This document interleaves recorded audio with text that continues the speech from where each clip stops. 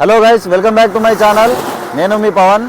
చూస్తున్నారుగా, నేనైతే జర్నీ మధ్యలో ఉన్న కీసరా రోడ్ దిగుతున్నా. ఇప్పుడే హైదరాబాద్ నుంచి నైట్ ఫ్రెండ్ రూమ్లో స్టే చేసిన నేను.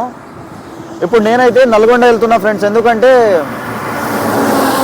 నల్గొండ వెళ్తున్నా మళ్ళీ పిల్లలు తీసుకురావడానికి. మీకు అప్డేట్స్ ఇస్తూ ఉంటా, వీడియోని పూర్తిగా చూడండి. అప్డేట్స్ ఇస్తూ ఉంటా, నేను ఎవరి దగ్గరికి వెళ్తున్నా, ఏం సీట్ తీసుకుంటున్నా, సీట్ ఎట్లా సెలెక్ట్ చేస్తా, నేను మొత్తం మీకు డీటెయిల్స్ ఇస్తూ ఉంటా. అప్పటి వరకు వీడియో మొత్తం చూస్తూ ఉండండి, చాలా బాగుంటుంది వీడియో.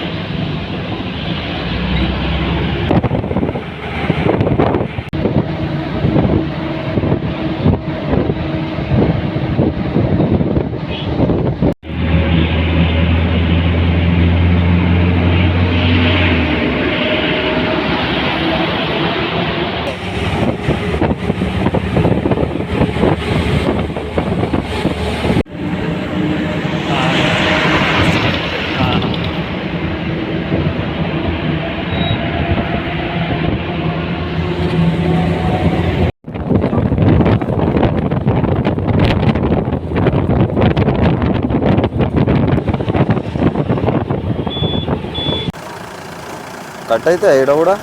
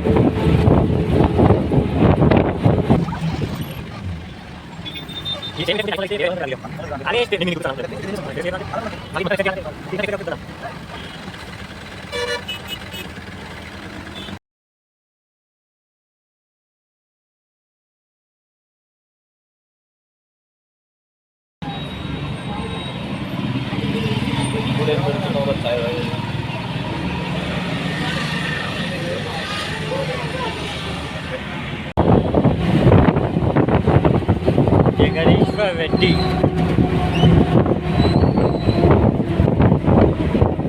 ఎక్కువ తీయకరా, ఎందుకంటే నేను ఆడికి పోయినాక అటు పోవాలి.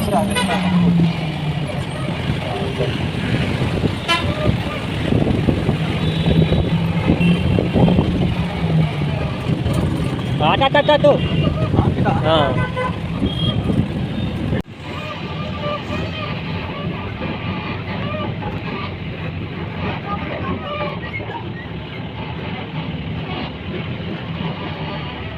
కుక్కలు ఉన్నాయంట.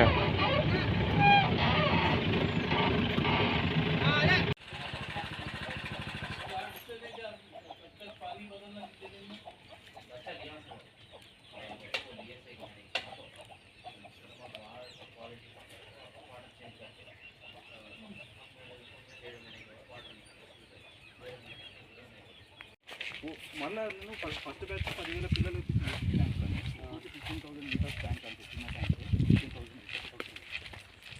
అయితే దాంట్లో ఒక్కొక్కటి ఇప్పుడు 6 ట్యాంకులకు కలిపి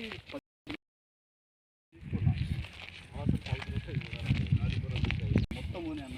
అది లీజ్ ఏం పంప, లేబర్ లేదు, అన్నీ లేదు, మాకు అన్నీ ఫ్రీగానే అయిపోతాయి. పనులు కూడా కరెంటు బిల్లు ఉండదు, ఏమి ఉండదు. కానీ ఫీడ్కి అయ్యే ఖర్చు అయ్యగా నాకు మిగతా ఏం ఖర్చు ఉండదు. ఒకటి ఎక్కువ తీయలేరు. ఎందుకు తీయలేరు అంటే చేప ఒక్కటే ఫిక్స్ అవుతుంది. అది ఎర్త్ కాదు, అంటే మట్టి కాదు. మట్టిలో మినరల్స్ ఉంటాయి. మినరల్స్ ఉండడం వల్ల వాటర్ అనేది డెప్త్ ఎక్కువ ఉంటుంది. 6 feet 5 feet వాటర్ పెట్టి మనం కల్చర్ చేయగలుగుతాం. చేప నేను ఒక సముద్రంలో ఉన్నట్టు ఫీల్ అవుతుంది. ఎప్పుడైతే మీరు అందులో ఫీట్ 2 feet నీళ్ళు పెట్టి ఒక 500 క్వాంటిటీ వేస్తే ఎటు పోయినా దరి తగులుతుంటుంది. నన్ను బంధించారు అనే దాంతో ఆగిపోద్ది గ్రోత్. మెటబాలిజం అనేది వచ్చేస్తుంది. సేమ్ ప్రాబ్లం ఉందన్న. మెటబాలిజం వస్తుంది. వన్స్ మెటబాలిజం వచ్చిన తర్వాత చేప గ్రోత్ రావడం ఆగిపోద్ది. దానివల్ల మీరు ఎప్పుడు ఎన్నిసార్లు చేసినా ఫెయిల్యూరే. 100 పిల్లు వేసినా ఫెయిల్యూరే, అందులో 1000 చేసినా ఫెయిల్యూరే. ఎప్పుడైతే earth is best, earth pond ఇది బెస్ట్ పాండ్. అయితే నాది ఎర్త్ పాండ్ ఉంది, కానీ నీళ్లు డైలీ 1.5 feet అట్లా ఇంకుతున్నాయి వాటర్. అలాంటప్పుడు ఏం చేయాలంటే తార్పాలిన్ కవర్ వేసి 7 ఫీట్ 6 ఫీట్ వాటర్ మెయింటైన్ చేయగలిగితే మళ్ళీ ఎర్త్ పాండ్ కల్చర్ వచ్చేస్తుంది. ఎందుకు వస్తుంది అంటే ఎప్పుడైతే డెప్త్ ఎక్కువ ఉంటుందో డెప్త్ ఎక్కువ ఉన్నప్పుడు చేప ఏం చేస్తుంది అంటే నేను జర్నీ చేస్తున్నా అంటే పొడుగు వెడల్పు ఎక్కువ ఉండాలి. ఎంతసేపు ఉన్న చేపకు పొడుగు వెడల్పు ఉండాలి, డెప్త్ ఉండాలి నీళ్ళు.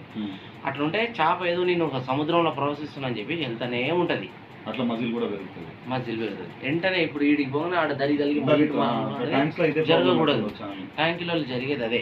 దానివల్లనే చేప గ్రోత్ రాకుండా మెటాబాలిజం వచ్చేస్తుంది. ఎర్త్ పాండ్ ఇంకోటి ఏంటంటే మినరల్స్ ఉంటాయి, మినరల్స్ యాడ్ అవుతాయి. పిహెచ్సి లెవెల్స్ కానివ్వండి, ammonia, nitrate, zinc, copper, sulphur, magnesium, sodium ఇలాంటి మొత్తం 16 రకాల మినరల్స్ అన్నీ రిలీజ్ అవుతుంటాయి. దానివల్ల డిసీజులు అనేవి తక్కువ వస్తాయి. దానివల్ల గ్రోత్ అనేది స్పీడ్గా వస్తుంటుంది. ఒక చేపకు వన్స్ డిసీజ్ వస్తే ఒక 10 days 15 days గ్రోత్ బ్యాక్ వెళ్ళిపోద్ది. అందుకని చెప్పేసి అయితే మన కల్చర్లో డిసీజ్ రాలేదని ఏం కాదు, మట్టి పండ్లు కూడా డిసీజ్ వస్తుంది. కానీ వాటర్ క్వాలిటీని బట్టి డిసీజ్ రావడం స్టార్ట్ అవుతుంది. మీ దగ్గర వాటర్ పుష్కలంగా ఉంటే కనుక నేను చెప్పినట్టు చేస్తే అందరికి ఇప్పుడు 6 months 7 monthsలో గ్రోత్ వస్తుంది. కొంతమంది 5 monthsకి వస్తుంది. అయితే ఎందుకు వస్తుందంటే మనం ఎప్పుడైతే ఏదైతే చెప్తామో చెప్పినట్టు జరుగుతుంటే చేస్తుంటే 100% 5 to 6 monthsలో మనం గ్రోత్ తీసి చూపిస్తాం ఛాలెంజ్ తోటి. బయట ఎవరు చేయలేరు ఆ పని. ఎందుకంటే మనకు పాండ్ మేనేజ్మెంట్ డెడికేషన్ తెలుసు. పాండ్ మేనేజ్మెంట్ గురించి మనకెందుకు తెలుసు అంటే మనం ప్రాక్టికల్గా కల్చర్ చేస్తున్న వాటికి మనకు ఏదైతే జరుగుతుందో అదే మనం రైతుకు చెప్పగలుగుతాం. నేనే కల్చర్ చేయండి సీడ్ కట్టుకున్నా, ఏదో 4 ట్యాంకులు కట్టుకొని నేను సీడ్ అమ్మితే రైతుకి ఏం తెలుస్తుంది? నాకు కూడా తెలియదు, నేను రైతుకి చెప్పలేను. ఇప్పుడు బయట చేసేటోళ్ళు అందరూ అదే, బయట చేసేటది ఇప్పటి వరకు నుంచి సీడ్ తీసుకున్న వాళ్ళు కూడా చేసేది అదే, అందరూ అదే. అసలు కూడా కరెక్ట్ చూపించారు సార్. 30 days తేడా, సైజు 100% వస్తుంది. సైజు రాకపోవడం అనేది ఉండదు. మన కల్చర్లో కవర్ పౌండ్ అయితే 6 months గ్యారంటీ, ఎర్త్ పౌండ్ అయితే 5 to 5.5 100% ఇక సీడ్ అనేది అట్లా ఇస్తాం. మెయిన్ ఏంటంటే ఇందాక చెప్పినట్టు మీకు బయటి వాళ్ళు ఎవరు కూడా లీజు ల్యాండ్లు తీసుకొని ట్యాంకులు కట్టుకొని వాళ్ళు తీసేయమంటే తీసేస్తారు. గుంత తోకూరు గుంత తోడనియరు లీజుకి ఇచ్చినాడు. మన ఓన్ ల్యాండ్లో దునియా చేసుకోవచ్చు. నేను చేసింది అదే. మన దాంట్లో మన ల్యాండ్లో గుంత తవ్వుకున్నాం, మనం ప్రాక్టికల్గా కల్చర్ చేసినాం. అందులో చేసిన ఇందులో కూడా చేసినాం కల్చర్. ఇందులో నేను కూడా చేస్తే ఫెయిల్ అయింది, ఒకటేసారి చేసినా ఫెయిల్ అయింది. సేమ్ టర్న్ రూమ్లో వేసిన, అందులో క్వాంటిటీ వేసిన, ఎత్తుకోండి ఇందులో వేసిన. అయితే ఎట్లా వస్తుంది అంటే ఇప్పుడు ఇది 350 చొప్పున టన్నర మీరు అంటే టన్నుకు 3.5, ఈ 3.5లో సగం 1.75 5 లక్షలు వస్తాయి అనుకున్నాను. 5 వస్తాయి. అయితే మీకు వచ్చే ఖర్చు ఎంత? 6 టన్నుకు 6,000 పిల్లలకు మొత్తం సీడు, ఫీడు, మెడిసిన్ అన్నీ కలిపి 6.5 లక్షలు అవుతుంది. అంతే అవ్వదు, ఎక్కువ అవుతుంది. 6,000 పిల్లలు ఫీడ్కి 6 లక్షలు అవుతున్నాయి కదా. కేజీ 100 రూపాయలు కదా. ఇందులో సీడ్ ఉంటుంది, మెడిసిన్ ఉంటుంది. సీడ్ కూడా వేయాలి కదా. సీడ్ కాస్ట్ కూడా అందులోనే కలపాలి. పౌండు అయితే మీకు వచ్చే ఖర్చు మొత్తం 6,000 బిల్ల పోతే 8 లక్షలు ఖర్చు వస్తుంది. కల్చర్ మొత్తం అయిపోయే వరకు సీడ్తో సహా seed, feed, medicine, pond management మొత్తం కలిపి 8 లక్షలు ఖర్చు వస్తుంది. 6,000 బిల్ల పోస్తుంది. 8 లక్షలు ఖర్చు వస్తే మీరు అమ్ముకుంటే బై బ్యాక్ ఇట్లా వస్తుంది. ఏది ఈ రేట్ల ప్రకారం ఉంటే. అయితే కొరమైన అనేది ఒక రేట్ అనేది అసలు ఉండదు, ఫ్లక్చువేట్ అవుతుంది. అది మీకు తెలిసిన విషయం. అయితే నేను 350 వేసిన, 300, 350, 250 వేసిన. ఇట్లా వేసుకున్నా కానీ మీకు 12 లక్షలు వస్తాయి. మీరు 8 పెడితే 12 వస్తాయి. రిటర్న్లో మీకు 4 కన్నా ఈజీగా మిగులుతాయి. ఒక కల్చర్ పేరు మీద 8 నెలల 6 నెలల్లో మీకు 4 లక్షల రూపాయలు ఈజీగా మిగులుతాయి. ఇదైతే గ్యారంటీ.